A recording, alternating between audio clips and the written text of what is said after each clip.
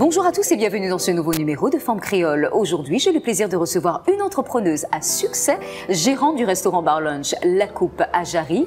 Elle est notre invitée du jour, Régine Maudetin. Bonjour Régine. Bonjour Dilay. Comment es-tu arrivée dans ce milieu de la nuit, puisque c'est un milieu d'hommes à la base?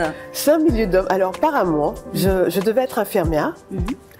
Et donc j'ai rencontré le père de mon fils. J'ai commencé à l'aider. Je l'ai rencontré très jeune, à 17 ans. J'ai commencé à l'aider et je l'ai souvent accompagné dans ses traiteurs. Et une chose entraînant l'autre, ben voilà, j'ai 30 ans de métier aujourd'hui. Vous avez géré 2 clubs? On a géré 2 restaurants, 2 clubs en collaboration. Et j'ai franchi le pas seule avec mon regard de femme et tout ce que ça implique.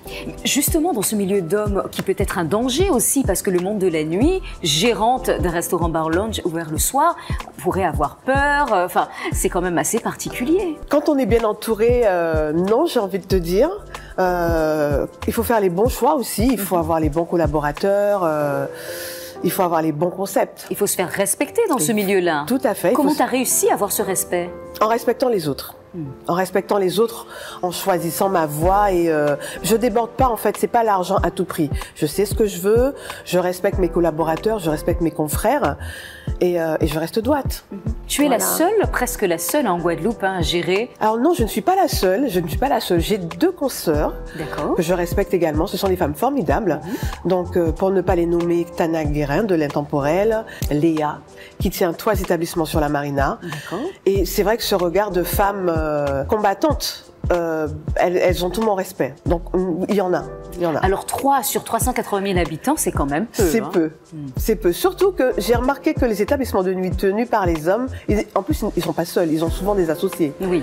Donc quand on tient un établissement de nuit seul, c'est pas si facile que ça. Mais c'est pour ça que je te dis ça. Mais on y arrive avec succès et avec respect. Oui. Dans tout ton parcours, quels ont été les moments difficiles que tu as pu rencontrer, les embûches sur ton chemin? Alors les moments difficiles, le succès n'a pas toujours été là. Donc j'ai commencé jeune, on a eu 2 restaurants, 2 établissements de nuit, ça fonctionnait pas toujours. J'ai appris de mes erreurs. Donc le père de mon fils m'a dit un jour, ben écoute, ça fonctionne pas, je te laisse faire. Donc j'ai créé le Latino Café. Donc j'ai appris de mes erreurs. Ça a fonctionné du tonnerre de Dieu. C'était une clientèle trop jeune. Donc il a fallu changer le concept. Donc ensuite il y a eu le club. Le club, ça fonctionnait, mais c'était pas encore ça.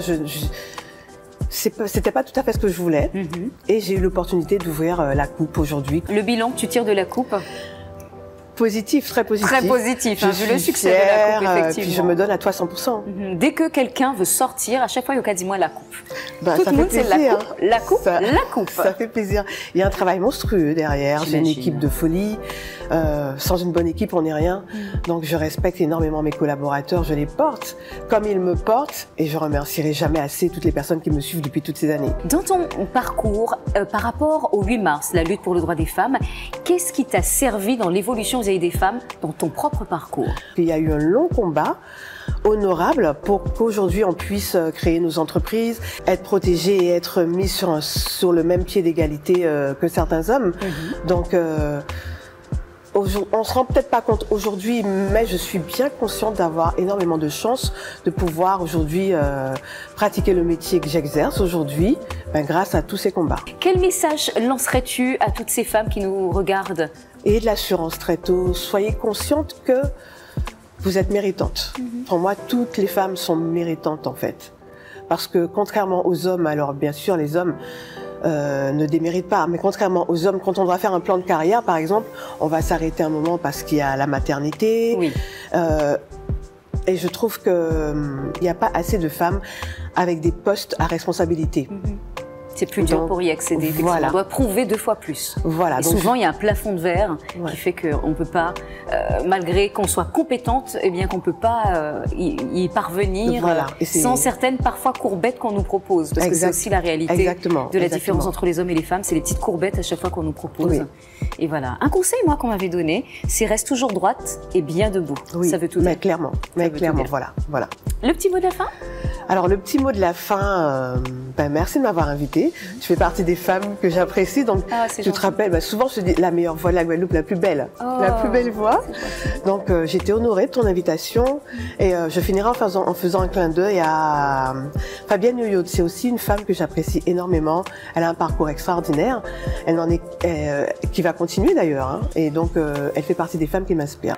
Merci beaucoup, ma chère Régine. I give you a hug. Okay. I give you a hug. Merci beaucoup.